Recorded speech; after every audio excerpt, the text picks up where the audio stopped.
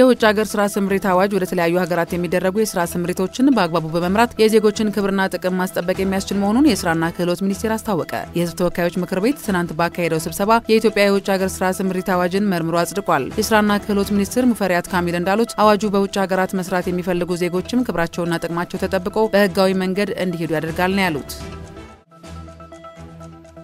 አማራ ክልል በዘንድሮ ክረምት ለሚከናወነው አረንጓዴ አሻራ መርሃ ግብር አስፈላጊውን ዝግጅት አጠናቅቄያለሁ አለ። ክልሉ ለ2017 ዓ.ም አረንጓዴ አሻራ መርሃ ግብር 1.6 ቢሊዮን በላይ ችግኝ ለማዘጋጀት ታቅዶ ሲሰራ መቆየቱንና የተለያዩ ጠቀሜታ ያላቸው 1.55 ቢሊዮን ችግኞች ለተከላ ዝግጁ መደረጋቸውን ለማወቅ ተችሏል። ከተዘጋጁ ችግኞች ውስጥ ፍራፍሬ፣ ሀገር በቀል የደን ችግኞች፣ የእንስሳት መኖና ሌሎች የምግብ ዋስትናን ማረጋገጥ የሚያስችሉ ይገኙበታል።